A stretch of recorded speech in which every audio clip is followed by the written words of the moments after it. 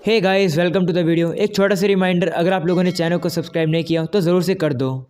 री इनकारनेशन और स्ट्रॉन्गेस्ट एक्सोसिस्ट के एपिसोड 4 की स्टार्टिंग में हम लोग एकेडमी का सीन देखते हैं जहाँ पर सेका चल रहा होता है। वो कहने लगता है कि डेविल्स को हमला किए हुए 1 महीना हो चुका है और अब लोग शांत हो चुके हैं। साथ साथ मुझे एकेडमी में आए हुए भी 1 महीना हो चुका है। तभी ईफा सेका को आकर गुड मॉर्निंग कहती है तो सेका भी उसे गुड मॉर्निंग करता है और अब सेका की नज़र अमुक के ऊपर पड़ती है। उसे देखकर मन में कहने लगता है, मेरा एक सिंपल प्लान है इस जिंदगी को जीने का। मैं एक काफ़ी स्ट्रॉन्ग पर्सन से दोस्ती कर लूंगा और उसकी शैडो में ही रहूंगा। मुझे इस प्लान को फॉलो करना होगा अगर मुझे इस जिंदगी को अपनी पिछली जिंदगी जैसा नहीं बनाना है तो।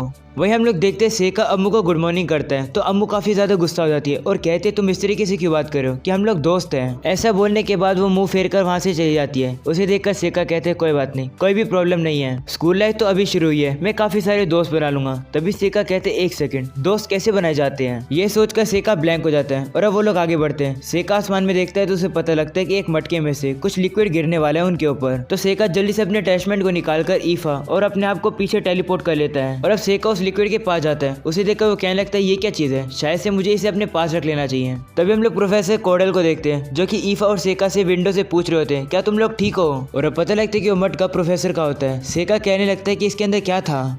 तो वो कहते हैं कि इसके अंदर मिनरल वाला मॉन्स्टर ब्लड, साथ से इसके अंदर मेडिकल हर्ब्स का मिक्सचर है जो कि मुझे रिसर्च के लिए चाहिए। तो सेका उनसे कहते हैं कि ये हवा में क्यों उड़ रहा था, जिसपे वो कहते हैं कि मैं इसे ऊपर वाले फ्लोर पे ले जाने की ट्राई करा था, लेकिन मैं लाइट एलिमेंट स्पेशलिस्ट हूँ, इसलिए मुझे अच्छे से डार्क एलिमेंट यूज नहीं करना आता है। ये सुनकर सेका मन में कहते हैं, अगर मैं याद करूँ तो डार्क एलिमेंट में ग्रेविटी, टाइम और स्पेस कंट्रोल होता है, वहीं लाइट एलिमेंट लाइटनिंग को कंट्रोल करता है और लाइट को, और जो दोनों एलिमेंट यूज़ कर पाते हैं वो काफ़ी ज़्यादा रेयर होते हैं। और अब हम लोग देखते हैं प्रोफेसर वहाँ से चले जाते हैं तो सेका और ईफा भी अपनी नेक्स्ट क्लास लेने के लिए चले जाते हैं। और अब क्लासरूम में टीचर सभी से कहती है कि अगले हफ्ते फाउंडिंग एनिवर्सरी रिचुअल है, इसलिए मैं चाहती हूँ कि क्लास के टॉप स्टूडेंट आगे आए जो कि अम्मू और ईफा हैं। ये सुनकर अम्मू पूछती है, हमें क्या करना होगा, जिसपे टीचर बताते हैं कि तुम्हें न्यू स्टूडेंट के रोस्टर को रोडनिया फॉरेस्ट के टेम्पल में ले जाना होगा ताकि वो वहाँ पर प्यूरीफाई हो सके। ये सुनकर सेका कहते हैं कि ये तो वही फॉरेस्ट है जहाँ पर मैं गैलेक्स से मिला था, वहाँ पर खतरा हो सकता है। और अब सेका हाथ खड़ा कर लेता है और टीचर से पूछते हैं कि अगर इन दोनों में से कोई भी रिचुअल पूरा करने से मना कर दे तो क्या होगा। तो टीचर कहती है क्लास में जो 3rd प्लेस पर बच्चा है वो इस काम को पूरा करेगा। और अब सेका ईफा से कहते हैं कि तुम इस काम को मना कर दो। ये सुनकर सारे लोग हैरान हो जाते हैं। वहीं ईफा भी सेका के ऑर्डर को मान लेती है। ये देखकर टीचर सेका से कहने लगती है कि क्लास में तुम ऐसा बिहेवियर नहीं कर सकते हो। तो सेका कहता है कि ये एक ट्रेडिशनल रिचुअल है, इस काम को एक स्लेव क्या ही करेगी, इसलिए ये काम मैं करूंगा। और अब शाम को सेका ईफा से माफ़ी मांगता है और कहते हैं कि क्या तुम्हें पार्टिसिपेट करना था। तो ईफा कहते इतना भी मन नहीं था, लेकिन मुझे पता है कि तुम्हारे पास कोई रीज़न होगा जिस कारण से तुमने मुझे कहा, क्या ये अम्मू से रिलेटेड है। तो सेका कहते हैं हाँ। ये सुनकर ईफा उसे कहती है कि क्या वो तुम्हारे टाइप की लड़की है, वो तो कितनी सुंदर है, कितनी ज़्यादा स्लिम है और उसके कितने अच्छे बाल हैं। तो सेका कहते हैं नहीं नहीं, ऐसी कोई बात नहीं है, मैं तो सिर्फ उससे दोस्ती करना चाहता हूँ। ये सुनकर ईफा कहती है क्यों, उसी से दोस्ती क्यों। तो सेका कहते हैं तुमने खुद ही देखा था, उसने डेविल्स को हरा दिया, काफ़ी कम लोगों के पास ऐसी स्किल होती है, इसी कारण से मैं उसका दोस्त बनना चाहता हूँ। ये सुनकर ईफा कहती है मैं भी स्ट्रॉन्ग बन सकती हूँ, मैंने काफ़ी ट्रेनिंग करी है और अब तो स्पिरिट मेरी कमांड तक मानती है। तो सेका उसे कहते हैं एक बार इमेजिन करके देखो, एक ऐसा स्ट्रॉन्ग पर्सन बनना जिससे कि लोग उसकी काफ़ी तारीफ भी करें और उससे काफ़ी डरे भी। अम्मू एक दिन ऐसी ही पर्सन बनने वाली है, इतनी टैलेंटेड है वो। ये सुनकर ईफा कहते समझ गई, मैं भी तुम्हारी हेल्प करूंगी, लेकिन आज जैसे तुमने क्लास में नाटक किया था जिसके कारण से लोग तुम्हें बुरा समझ रहे थे, ऐसा नाटक फिर कभी मत करना। तो सेका उसके सर पर हाथ रखता है और कहते हैं ठीक है, मैं आगे से ऐसा नहीं करूंगा। और अब अगले दिन वो लोग रजिस्टर लेकर वहां से रिचुअल करने के लिए निकल जाते हैं। अम्मू सेका से कहती है कि तुम करना क्या चाहते हो। तो सेका कहते हैं कुछ नहीं, मैं तो तुमसे सिर्फ बात करना चाहता हूँ। ये सुनकर अम्मू से कहती है क्या तुम्हारी स्लेव काफ़ी नहीं है तुम्हें मज़े देने के लिए, अब तुम मेरे मज़े लेने आए हो। तो सेका कहते हैं तुम गलत समझ रही हो, ईफा और मेरे बीच में कुछ भी नहीं है। तो अम्मू कहती है तुमने कुछ तो किया होगा उसके साथ, जिस पर सेका कहते हैं नहीं तो, क्या तुम्हें गंदी बातें करना पसंद है। ये सुनकर अम्मू कहते हैं तुम्हें तो ही शुरू किया था। तभी अचानक से अम्मू के सर में दर्द होने लगता है। तो सेका कहते हैं तुम ठीक तो हो ना, जिस पर अम्मू कहती है हाँ। और अब वो थोड़ा आगे बढ़ते हैं, उन्हें एक ट्री के ऊपर मैजिक सर्कल दिखता है, वो जैसे उसके पास जाते हैं वो एक्टिवेट हो जाता है, जिसके कारण से वो दोनों कहीं और टेलीपोर्ट हो जाते हैं। तभी उन्हें कुछ मोशन दिखते हैं। इससे पहले कि सेका कुछ करे वहीं पर अम्मू अपने फायर बॉल का यूज करके उन लोगों को भस्म कर देती है। ये देखकर सेका काफी इंप्रेस होता है, वहीं पर अम्मू रेडी नहीं होती है। तभी अचानक से एक मोस्टर उसके ऊपर हमला करने वाला होता है। सेका ये देख लेता है, वो वुड एलिमेंट का यूज करके उस मोस्टर के सर को ऊपर कुचल देता है। ये देखकर अम्मू से पूछती ये कौन सी स्पेल है, मैंने तो ये कभी नहीं देखी। तो सेका कहते कि मैं लैम्प्रोक फैमिली से हूँ, तो मुझे ऐसी कुछ स्पेल सिखाई गई है जो कि बाकी लोगों को नहीं आती है। वहीं अम्मू मॉन्स्टर को और टनल की शेप को देखकर समझ जाती है कि वो लोग एक डंजन के अंदर हैं और अब वो लोग आगे बढ़ने लगते हैं। तो सेका अम्मू से कहते हैं कि आगे बढ़ने की क्या जरूरत है, हम लोग एक ही जगह पर रुक जाते हैं जिससे कि हेल्प अपने आप ही आ जाएगी। तो अम्मू कहते हैं कोई हेल्प के लिए नहीं आएगा क्योंकि किसी को नहीं पता कि ये जगह कहाँ पर है। वहीं सेका अपने अटैचमेंट को यूज करके सामने लाइट लगा देता है। इस वजह से अम्मू इंप्रेस हो जाती है। वो कहने लगती है हमारे सर्वाइवल के चांस और ज्यादा बढ़ गए। और अब अगले सीन में हम लोग देखते हैं सेका चलता हुआ दीवार के ऊपर कोई अटैचमेंट को लगा रहा होता है। तो यूकी पूछती है आप ये क्या कर रहे हो, जिस पर वो बताता है कि मैं अपनी शिकीगामी को हेल्प कर रहा हूँ। इस जगह को ढूंढने के लिए मैंने उन शिकीगामी को बी में बदल दिया था और जैसे वो पास आएंगे वो लोग मुझे रिस्पॉन्स करेंगे और हम लोग एग्जिट ढूंढ पाएंगे। तभी अचानक से उन लोगों के सामने काफी खतरनाक मोस्टर का ग्रुप आ जाता है। वहीं अम्मू उन लोगों से अकेले लड़ने लगती है और काफी सारे मोस्टर को मार भी रही होती है। लेकिन अचानक से एक मोस्टर उसके पीछे से हमला करता है जिसके कारण से वो अम्मू को काफी ज्यादा चोट पहुंचा देता है। वहीं ये सब सेका भी देख लेता है। वो अपनी पावर का यूज करके उन मोस्टर को दूर हटा देता है और जल्दी से अम्मू के पास पहुंच जाता है। और अब उसी टाइम अम्मू बेहोश हो जाती है। वहीं पर वो सारे मॉन्स्टर सेका के ऊपर हमला करने आ रहे होते हैं। सेका कहते हैं मुझे अभी करना होगा। ऐसा बोलने के बाद वो एक काफी बड़े जाइंट सेंटापीड को वहां पर समन कर देता है और वो अब सेंटापीड सारे मॉन्स्टर के ऊपर हमला करके उन्हें मार देता है।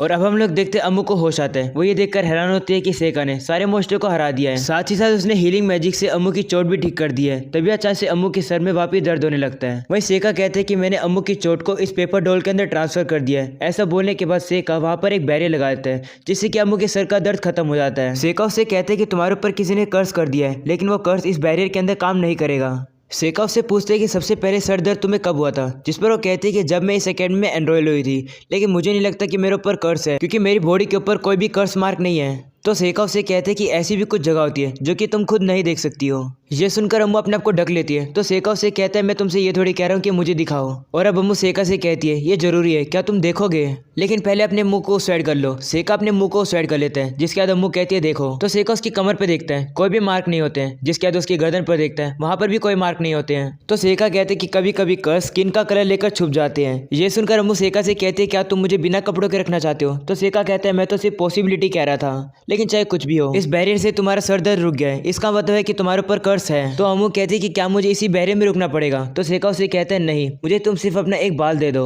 और अब सेका उस बाल को एक पेपर डॉल पर लगा लेता है और अम्मू से कहता है कि ये तुम्हारा सब्स्टिट्यूट के तौर पर काम करेगा। अम्मू कहने लगती है कि क्या ये सही में काम करेगा। तो सेका कहता है हाँ जरूर काम करेगा।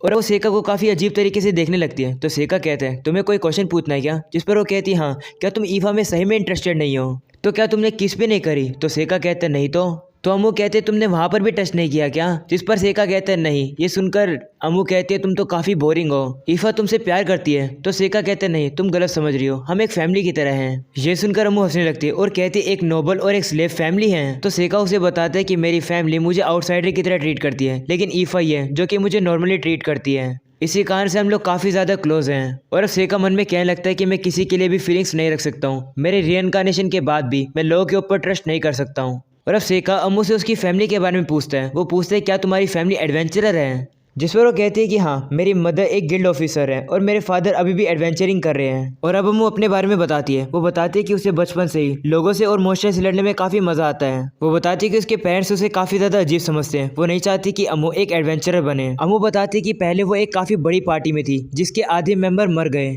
लेकिन मैं एक और एडवेंचर पर जाना चाहती थी। इसी कारण से लोग मुझे बैटल क्रेजी समझने लगे, मुझे पागल समझने लगे। और अब स्ट्रॉन्ग बनने के लिए मैं गिल्ड छोड़कर इस अकेडमी में आ गई। मुझे लगा कि अगर मैं बाकी सबसे स्ट्रॉन्ग हो जाऊंगी तो मेरे लिए फाइटिंग बोरिंग हो जाएगी और मैं नॉर्मल हो जाऊंगी, लेकिन मुझे नहीं लगता ऐसा होने वाला है क्योंकि डेविल्स और गॉब्लिन से लड़ने में मुझे काफी ज्यादा मजा आता है। वो सेका से कहती है मैं अजीब हूँ ना। तो सेका कहते हैं मुझे नहीं लगता तुम अजीब हो। ये सुनकर अम्मू शौक हो जाती है। सेका उसे कहते हैं कि तुम्हें स्ट्रॉन्ग बनने के लिए एक एनवायरनमेंट ही नहीं मिला है। ये सुनकर अम्मू कहती है एक एनवायरनमेंट मिलने से पहले मैं मर ही जाऊंगी। तो सेका कहते हैं कोई बात नहीं, तुम्हारे पास जिंदगी जीने का मकसद तो है, तुम लड़ने के लिए पूरी तैयार हो, इसलिए मुझे नहीं लगता कि तुम अजीब हो। ये सुनकर अम्मू थोड़ा खुश फील करती है और कहती है क्या सही में। और अब सेका उसे कहते हैं कि तुम्हें लड़ने के अलावा और क्या पसंद है, तुम गंदी बातें भी तो करती हो। ये सुनकर अम्मू सेका को एक पंच मारती है और कहती है किसी के भी सामने ये मत बोलना कि मैं गंदी बातें करती हूँ, ये तो बस एडवेंचर की आदत होती है ऐसी बातें करने की। और अब अम्मू सेका का शुक्रिया करती है उससे बात करने के लिए और उसकी जान को बचाने के लिए। वहीं सेका खड़ा हो जाता है और कहता है चलो ये मेरा पहला एडवेंचर होने वाला है, अगर हम दोनों एक साथ होंगे तो कोई भी मॉन्स्टर हमें हरा नहीं पाएगा।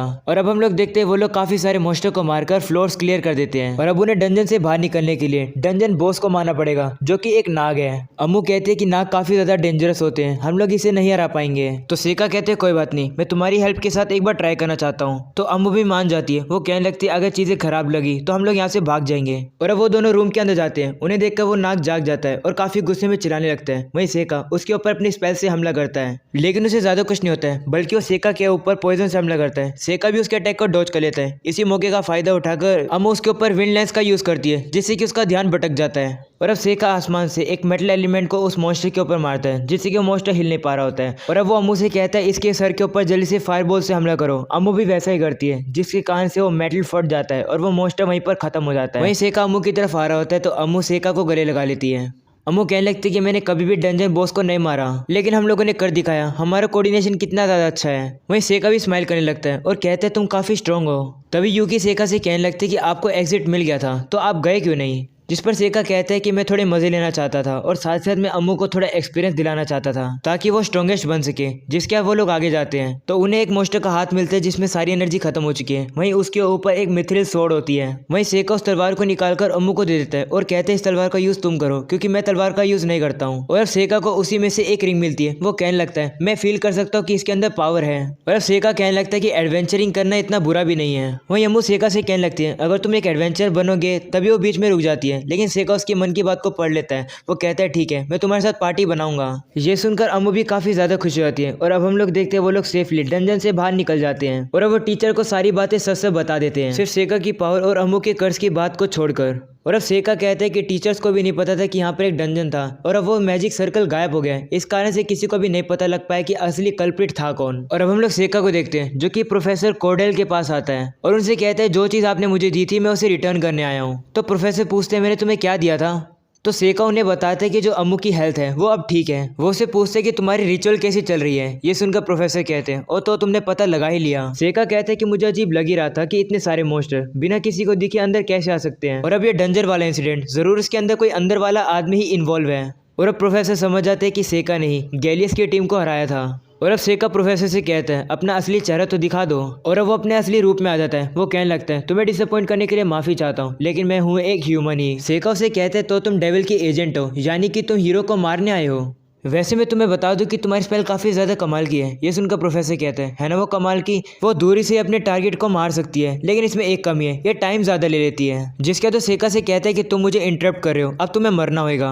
जिसके बाद वो अम्मू की कर्ज के ऊपर अफेक्ट करने लगता है। तो सेका कहते हैं तुमने नोटिस ही कर लिया होगा अम्मू को कोई भी फर्क नहीं पड़ रहा है इस कर्ज से। तो वो कहते हैं ऐसे कैसे। तो सेका कहते हैं कि तुम्हारा कर्ज इसके ऊपर है, तुमने अपने कर्ज को हमारे ऊपर फेंकने की कोशिश करी, लेकिन हम लोग उससे बच गए। ये सुनकर प्रोफेसर कहते हैं तुम्हें मेरी स्पेल के बारे में कैसे पता। जिसके सेका उसी डेविल को समन करता है जो कि उसने पिछले एपिसोड में पकड़ा था और अब उसे मार के उसके ब्लड को अपने ऊपर लगा लेता है। जिसके सेका एक मंत्र पढ़ता है और कहता है ये लो तुम्हारा कर्ज अब मेरे ऊपर है। ये सुनकर प्रोफेसर कहता है क्या तुम पागल हो, तुम्हें क्या लगता है ये स्पेल तुम्हें ऐसे ही जाने देगा, ये तुम्हें काफ़ी हार्म पहुँचाएगा। और अब सेका एक मंत्र पढ़ने लगता है जहाँ पर उसके पिछले लाइफ की बॉडी भी दिखाई देने लगती है। ये देखकर प्रोफेसर डर जाता है और कहता है आखिरकार तुम हो कौन। और अब सेका उसे कहने लगता है जिसके लिए जो गड्ढा खोदता है वो उसी गड्ढे में एक दिन जरूर गिरता है। ऐसा बोलने के बाद सेका उसी कर्ज को उस प्रोफेसर को दे देता है, जिसके कारण से उसकी काफी ज्यादा बुरी हालत होने लगती है। सेका उसे कहने लगता है मैं काफी ज्यादा इम्प्रेस हूँ, तुमने ऐसा कर्ज बनाया, लेकिन कर्ज को एक्सरसाइज करना एक्सोसिस्ट की स्पेशलिटी है। और अब सेका वहाँ से जाने लगता है। यूकी सेका से कहती है कि आपको कैसे पता चला कि यही प्रोफेसर गुनहगार हैं। तो सेका कहते हैं कि मेरे शिकिगामी को पता लग गया था कि प्रोफेसर के कपड़ों पर वही फ्लावर के पोलन है जो कि मैजिक सर्कल के पास ही पाए जाते हैं। और अब सेका बाहर आ जाता है। वो कहने लगता है अब मैं फाइनली नॉर्मल स्टूडेंट की लाइफ जी पाऊंगा। और अब अगले सीन में हम लोग देखते हैं सेका ईफा को वही रिंग दे देता है, क्योंकि ईफा ही एक ऐसी पर्सन है जो कि इस रिंग का यूज़ कर सकती है। और अब सेका को अम्मू दिखती है, वो उसको हाई करता है। तो अम्मू से कहते हैं कि मुझे इस तरीके से क्यों बुला रहे हो, कि हम लोग दोस्त हैं। ये सुनकर सेका कहता है क्या। वहीं अम्मू ईफा के पास जाकर मौसम के बारे में बात करने लगती है। ये देखकर सेका कहता है तुम दोनों कब से इतनी अच्छी दोस्त बन गई। तभी यूकी सेका से कहने लगती है शायद से अम्मू आपसे बात करने में शर्मा रही है। ये सुनकर सेका कहते हैं क्या सच्ची में। और इसी के साथ हो जाता है ये एपिसोड खत्म। पसंद आए तो लाइक करना, चैनल को जरूर सब्सक्राइब करना। मिलते हैं इसके नेक्स्ट एपिसोड में, तब तक के लिए पीस आउट।